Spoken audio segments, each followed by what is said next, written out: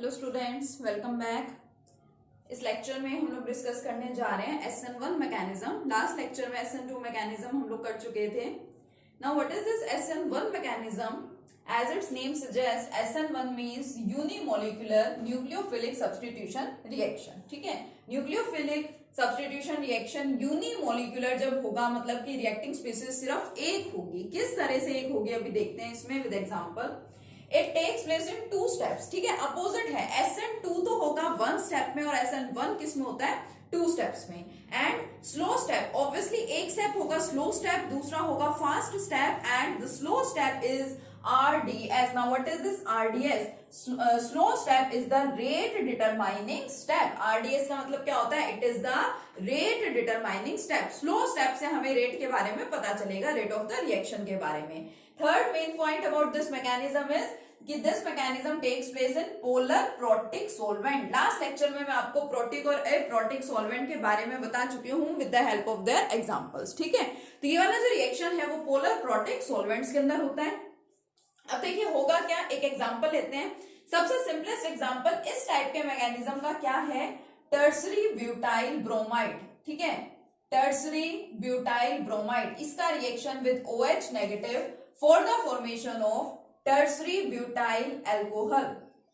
ठीक है, it is the example of SN1 mechanism. Examples आपको थोड़े अच्छे से यहाँ पे ध्यान रखने पड़ेंगे। ठीक है, देखो इसको समझते हैं होता क्या है। अब जैसे कि हमने पढ़ा कि this reaction takes place in 2 steps, 2 step में होंगे। देखिए सबसे पहले स्टेप फर्स्ट क्या होता है? स्टेप फर्स्ट में क्या होगा? अब हमें पता चल रहा है कि यूनिमोलिकुलर है, यानी कि हमारे पास एक ही रिएक्टिंग स्पीसीज होगी। एक ही रिएक्टिंग स्पीसीज का मतलब सबसे पहले फर्स्ट स्टेप में हमारा ये जो सबस्ट्रेट है, सबस्ट्रेट का रोल होता है। क्या रोल होता है सबस्ट्रेट का? इसको आप एक्सपेंड करके लिख दो। ये आपका कार्बन, कार्बन के साथ 3 मिथाइल ग्रुप्स यहाँ पे अटैच्ड है, और ये कौन है आपका? ब्रोमीन। ठीक है, ये है हमारा tertiary butyl bromide. IUPAC name लिखना चाहे IUPAC नेम इसका लिख सकते हैं। फर्स्ट स्टेप के अंदर जस्ट यहाँ पे क्या होता है? सबसे पहले इसके ऊपर पार्शियल नेगेटिव चार्ज, इसके ऊपर पार्शियल पॉजिटिव चार्ज। तो सबसे पहले यहाँ पे यही वाला बॉन्ड क्या हो जाता है? ब्रेक हो जाता है। फर्स्ट स्टेप में न्यूक्लियोफाइल का यहाँ पे कोई रोल नहीं होता।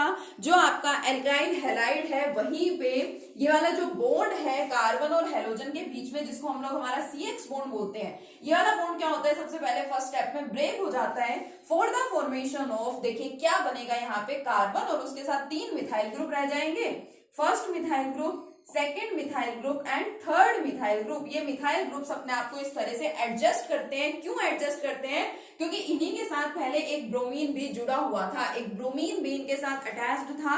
अब वो वहां से चला गया तो सारे मिथाइल ग्रुप अपने आप को प्लेन में क्या कर लेंगे? अरेंज कर लेंगे। और इस टाइप के स्ट्रक्चर को क्या बोलते हैं? Planar structure. और ये यहां से जा रहा है तो कार्बन पे क्या आएगा? Positive charge.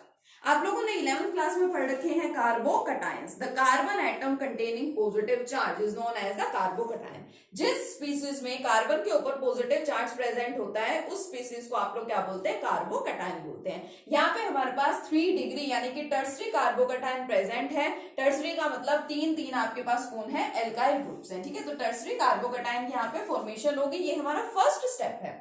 And this first step is the slow step. ये वाला स्टेप कैसा है? स्लो स्टेप है। स्लो का मतलब बहुत धीरे होता है। क्यों? क्योंकि यहाँ पे देखिए इस बॉन्ड को ब्रेक होना है। पॉजिटिव चार्ज जो कार्बन के ऊपर प्रेजेंट है और जो ब्रोमीन है जिसपे नेगेटिव चार्ज प्रेजेंट है, इस बॉन्ड को यहाँ पे सबसे पहले क्या होना है? ब्रेक होना है।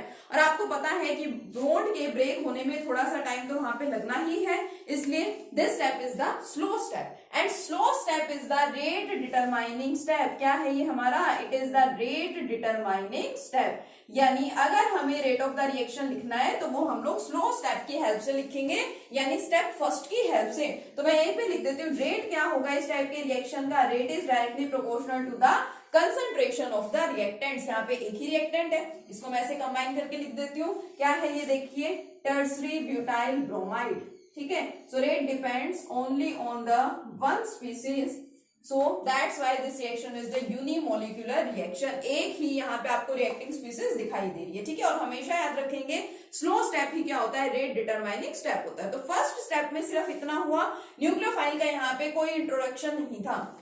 ठीक है, उसकी कोई इन्वॉल्वमेंट नहीं थी। अब सेकंड स्टेप में आपकी न्यूक्लियोफाइल यहाँ पे हो जाती है इन्वॉल्व। क्या होगा, ये बना हुआ है यहाँ पे देखो।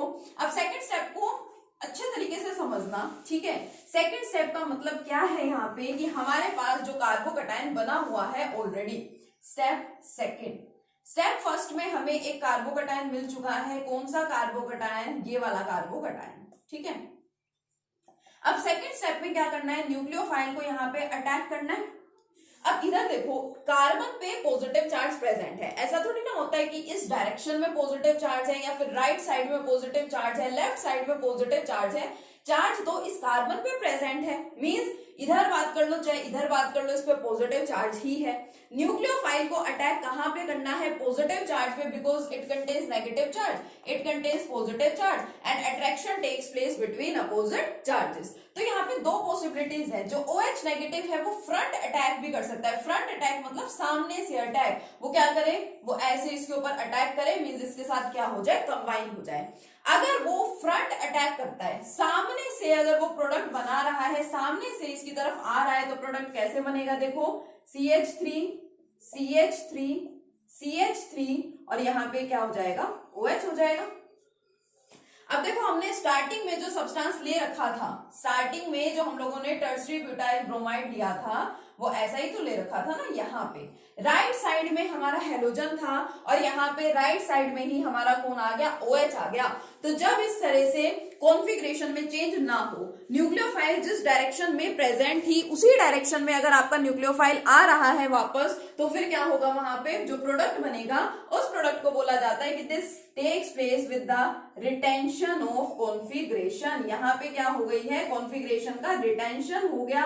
रिटेंशन का मतलब जहां पे रिएक्टेंट में ये प्रेजेंट है आपके न्यूक्लियोफाइल, उसी डायरेक्शन में प्रोडक्ट में आपकी ये न्यूक्लियोफाइल प्रेजेंट है, ठीक है। सेकेंड, अब सिर्फ ये नहीं है कि रिटेंशन ही होगी, यहाँ पे दो दो पॉसिबिलिटीज हैं। ये तो अगर OH नेगेटिव फ्रंट अटैक करेगा, फ्रंट साइड से अटैक करेगा, तब तो रिटेंशन होगी कॉन्फ़िगरेशन में। ऐसे भी तो हो सकता है कि वो बैक साइड से अटैक करे। तो जब आपका OH नेगेटिव बैक साइड से अटैक करेगा, तो देखो यहाँ पे क्या होगा, अगर सपोज उसने क्या किया, बैक साइड से अटैक किया, मान लो ऐसे, तो क्या प्रोडक्ट बन सकता है, यहाँ पे कार्बन CH3 CH3 CH3 और यहाँ पे क्या आ जाएगा, आपका OH आ जाएगा। तो कॉन्फ़िगरेशन में चेंज हो गया।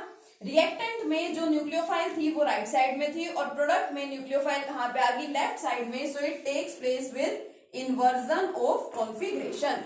यहाँ पे कॉन्फ़िगरेशन में क्या हो गया, इन्वर्जन हो गया।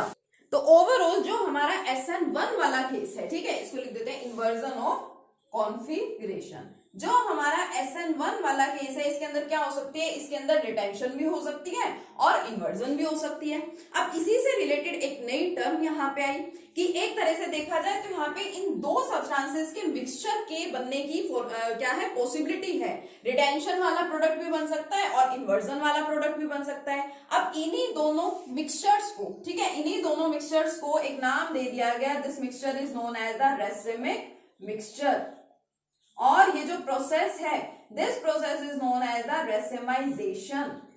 तो हम लोग क्या बोलेंगे, our SN1 mechanism takes place by racemisation. जो SN1 मैकेनिज्म है वो रेसिमाइजेशन से हो रहा है। रेसिमाइजेशन मींस रिटेंशन भी हो सकती है कॉन्फ़िगरेशन की, इन्वर्जन भी हो सकती है, ठीक है। और दोनों टाइप के प्रोडक्ट्स बनने की पॉसिबिलिटी है, यानी कि रेसिमिक मिक्सचर बनने की पॉसिबिलिटी है यहाँ पे। और जहां पे रेसिमिक मिक्सचर बनने की पॉसिबिलिटी होती है तो उस प्रोसेस को क्या बोल देते हैं हम लोग, रेसिमाइजेशन बोल देते हैं, ठीक है। यहाँ पे जो रिएक्टिविटी है, इस केस में रिएक्टिविटी किस पे डिपेंड करेगी, जो SN2 वाला केस था जो इससे लास्ट लेक्चर में हम लोगों ने डिस्कस किया, SN2 के केस में रिएक्टिविटी डिपेंड कर रही थी हिंड्रेंस के ऊपर। अब क्योंकि यहाँ पे फॉर्मेशन हो रही है कार्बोकटायन की, तो इस केस में हम लोग क्या बोलते हैं, the reactivity depends on the, reactivity is directly proportional. वहां पे हिंड्रेंस के इनवर्सली प्रोपोर्शनल थी, SN1 में reactivity is directly proportional to, किसके डायरेक्टली प्रोपोर्शनल है, स्टेबिलिटी ऑफ कार्बोकटायन। यानी जिस कार्बोकटायन की स्टेबिलिटी ज्यादा होती है उसकी रिएक्टिविटी वहां पे ज्यादा होगी, यानी कि वो वाला एल्काइल हैलाइड इस टाइप के मैकेनिज्म को बहुत इजीली शो करेगा। तो हमने तीन टाइप के कार्बोकटायंस पढ़ रखे हैं, प्राइमरी, सेकेंडरी एंड टर्सरी, ठीक है। उसके अलावा मिथाइल कार्बोकटायन भी होता है हमारा। 11th में हम ये सब पढ़ के आ चुके हैं, बेसिक है सारा ऑर्गेनिक का। ठीक है। और उसमें ही 11th में ही हमने पढ़ा था कि जो हमारे टर्सरी कार्बोकैटायन है these are the most stable, उसके बाद सेकेंडरी, उसके बाद प्राइमरी एंड इन लास्ट आते हैं मिथाइल कार्बोकैटायन। तो टर्सरी वालों की स्टेबिलिटी सबसे ज्यादा है, इट मींस जो टर्सरी एल्काइल हैलाइड है उनकी रिएक्टिविटी इस केस में सबसे ज्यादा होगी, उसके बाद सेकेंडरी की, फिर प्राइमरी की एंड एट लास्ट कौन आएगा आपका मिथाइल कार्बोकैटायन।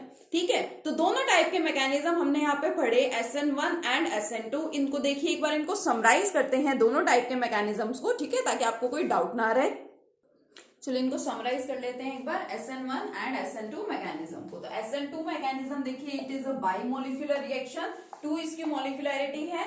SN1 मतलब मोलिकुलरिटी क्या है यहाँ पे 1 है, इट इज यूनिमोलिक्यूलर। अपोजिट है, जो बाइमोलिक्यूलर है वो सिंगल स्टेप में होगा और जो यूनिमोलिक्यूलर है वो क्या होगा 2 स्टेप्स में। ठीक है, और इसमें आप मेंशन कर सकते हैं कि स्लो स्टेप, ठीक है, जो हमारा स्लो स्टेप है, slow step is the RDS means rate determining step. SN2 mechanism होता है पोलर एप्रोटिक सॉल्वेंट्स में, एप्रोटिक का मतलब जो अपना हाइड्रोजन प्रोवाइड ना करें या डोनेट ना करें। SN1 होता है पोलर प्रोटिक सॉल्वेंट में, प्रोटिक का मतलब जो अपना हाइड्रोजन डोनेट करते हैं। फिर मैंने एग्जांपल लिखे हैं दोनों के। इसका एग्जांपल हमने क्या पढ़ा था, मिथाइल क्लोराइड का रिएक्शन विद हाइड्रोक्सिल ग्रुप। ये न्यूक्लियोफाइल इस न्यूक्लियोफाइल को क्या करेगी, रिप्लेस करेगी, methyl alcohol plus chloride ion की फॉर्मेशन हुई थी। इस केस में हमने लिया टर्सरी ब्यूटाइल ब्रोमाइड, उसका रिएक्शन दिखाया OH नेगेटिव के साथ, तो टर्सरी ब्यूटाइल अल्कोहल की फॉर्मेशन हुई प्लस ब्रोमाइड आयन। एक न्यूक्लियोफाइल ने दूसरी न्यूक्लियोफाइल को वहां पे रिप्लेस कर दिया। इस केस में देखें SN2 के केस में reactivity is inversely proportional to the steric hindrance. जहां पे सबसे ज्यादा हिंड्रेंस होगी उसकी रिएक्टिविटी सबसे कम होगी, और जहां सबसे कम हिंड्रेंस होगी वही वाला एल्काइल हैलाइड सबसे ज्यादा रिएक्टिव होगा। तो order of reactivity methyl halide greater than 1 degree alkyl halide, greater than 2 degree alkyl halide and it is greater than 3 degree alkyl halide। तो यहाँ पे SN1 के केस में क्या हो जाएगा, ऑर्डर जो है वो चेंज हो जाएगा रिएक्टिविटी का। ठीक है, इस केस में आपका मिथाइल वाला जो हैलाइड है उसकी रिएक्टिविटी ज्यादा है, तो इस केस में टर्सरी वाले की रिएक्टिविटी ज्यादा होगी। क्यों, क्योंकि SN1 के केस में reactivity is directly proportional to the stability of the carbocation. जो हमारा टर्सरी एल्काइल हैलाइड है इससे जो कार्बोकैटायन बनता है, यानी हमारा टर्सरी कार्बोकैटायन, उसकी स्टेबिलिटी ज्यादा होती है। ठीक है, तो इसलिए रिएक्टिविटी 3 डिग्री यानी टर्सरी एल्काइल हैलाइड की सबसे ज्यादा होगी, उसके बाद सेकेंडरी, उसके बाद प्राइमरी एंड एट लास्ट आपका मिथाइल हैलाइड। ठीक है, तो ये SN1 एंड SN2 आपके मोस्ट इंपोर्टेंट टॉपिक्स हैं जो आपसे एग्जाम में पूछे जाते हैं। ठीक है, आपको एग्जांपल्स दे देते हैं प्राइमरी का, सेकेंडरी का और टर्सरी का, और फिर आपको अरेंज करवाया जाता है रिएक्टिविटी के ऑर्डर में। तो इनको आपको अच्छे से स्टडी करना है, आपके SN1 एंड SN2 मैकेनिज्म को अच्छे से इसकी प्रैक्टिस करनी है और अच्छे से इसके नोट्स बनाने हैं। ठीक है, नेक्स्ट लेक्चर में मिलेंगे नेक्स्ट कंसेप्ट के साथ। Thank you.